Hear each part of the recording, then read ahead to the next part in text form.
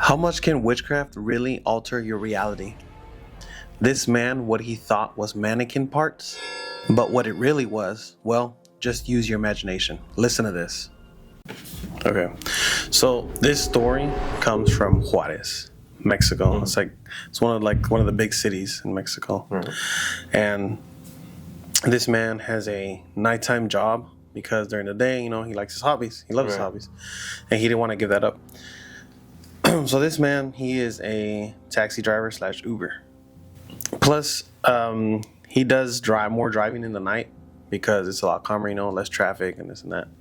And it's a lot more interesting, he says, at night because there's people coming out of the bars, out of the clubs.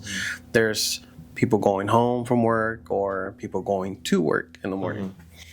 But this night was a little different from other nights. This was a Thursday night, and usually Thursday nights are some of the most or more busy nights because it's closer to the weekend.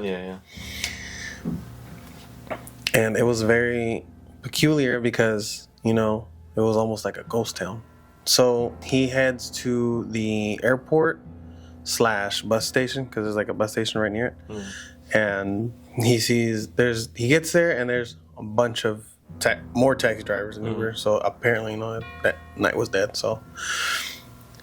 And then he waited for like an hour and he started getting sleepy. So he was like, well, I'm not getting anything on my phone or no requests. There ain't nobody here. There's nobody knocking on the window asking for a ride. He takes a nap. He wakes up an hour later from a knock on his window. And, he's like, kind of waking up all confused. But it's like he kind of sees this older lady saying that she needs to go an hour away out of town, and he quickly jumps up. He's like, okay, let me grab your suitcase, your luggage is all you have. He throws it in the back of the car, and he gets in. They start heading to their destination. As they start driving towards their destination, he stops real quick, to get a coffee or Red Bull because he was tired and he hadn't gotten much work that night. As they continue on to their route, he gets on this highway going south. And as he starts driving, he's like, well, let me kind of make a small talk because, I'm kind of like drowsy. And he starts asking her questions like, where are you from? Where are you going? What do you do for work? But she's really short, like she cuts the conversation short. She's like, yes, no, oh, I do this, that's it, She doesn't try to continue the conversation with him or anything. So he's like, okay, well, let me just stop bothering her. So he just continued driving. A few minutes pass by and he gets this feeling like somebody's staring at him, and he looks in the mirror, and it's a lady in the back. She's just staring at him. And he kind of looks away and he keeps continues to drive. And he's like, oh, a few minutes pass by. He's like, she's probably asleep now. He looks back and she's just still staring at him. Oh, that's creepy. And at this point, he hears a thud in the back in the car, the trunk.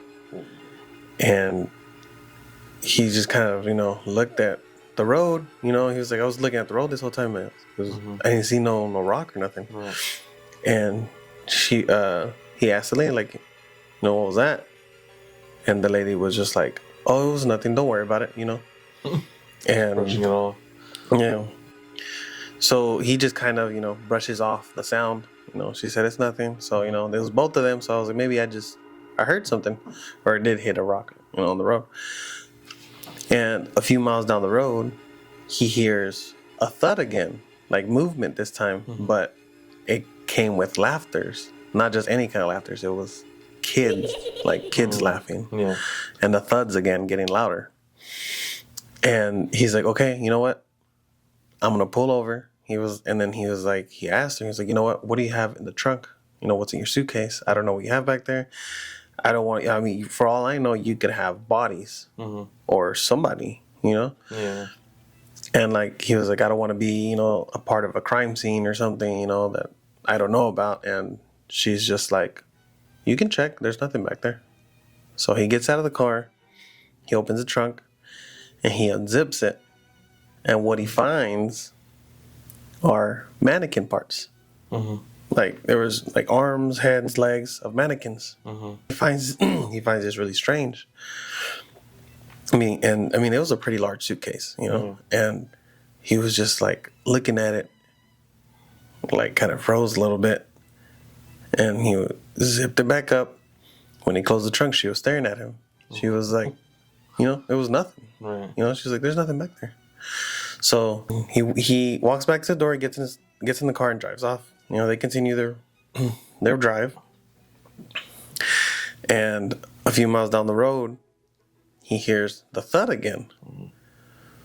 And she's just like, it's nothing. Don't worry about it. Just keep driving. And she's just staring at him this whole time.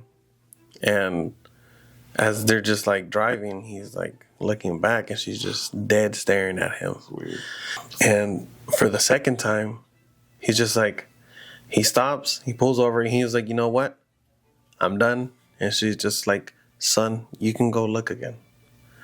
He gets out, he opens the trunk, but this time he has bags back there, so he's moving them around, checking everything. He unzips it, and it's just the same thing, mannequin parts. So he closes it, and then he's just like, man, am I going crazy? Is this a freaking dream or something, So he just continues. He gets back in his car, and they drive down another few more miles. As they're driving, she's just kind of looking at him still. And he can, when he sees her, he can kind of see that she's like moving her mouth, like saying something, but like almost like whispering. Like whispering. And he was like, this time he just pulled over, and he was like, you know what? And she's like, she kind of looked around. She was like, you can leave me here. It's okay. Son, you can just pull over. I can walk from here.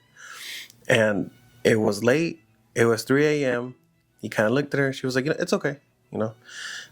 He got out. He took her suitcase out. And when he picked up the suitcase, he noticed that the suitcase was like 30 pounds heavier from when he first put it in the trunk. And he noticed this because he was like, whoa, I mean, when I first grabbed it and I picked it up, it was really light. And now it's just like heavy. So he kind of didn't think about it. He just gave it to her. And then, you gotta remember, this is an 80-year-old lady. She throws it over her shoulder, and she just starts walking out. And he's like, whoa, I mean, you don't want me to help you? She's like, my house is way back there. He's like, whoa, this is the middle of nowhere. All I see is grass and trees. She's like, no, my house is way back there in the back.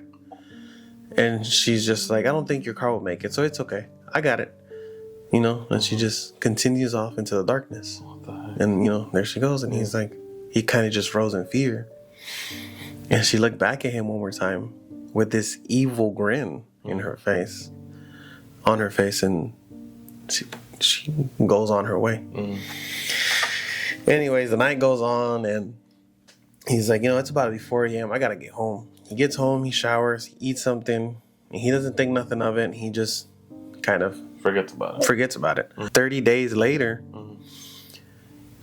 he's scrolling on Facebook, and he sees from the local news, a post saying, locals found a suitcase with kids' parts in it, with legs, hands, and arms. And he's looking at, he's like, whoa, it kind of jogs his memory a little bit. Right.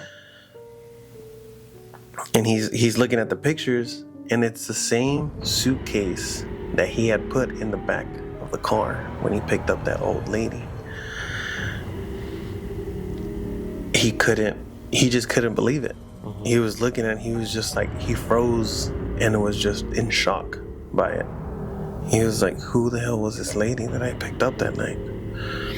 I mean, he says, I opened the suitcase. I didn't see anything. All I saw was mannequins. Mannequin parts. Yeah. He felt disgusted because he had grabbed them, and he was like, they were plastic. And it was just like, at that point, it was just like, what happened that night? What really happened that night? You know? Yeah.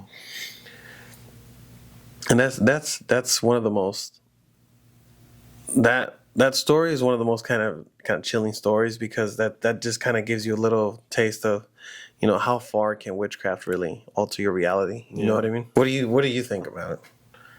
No, because that one did really creep me out, because sometimes at night when I am driving alone, I look in my rearview mirror.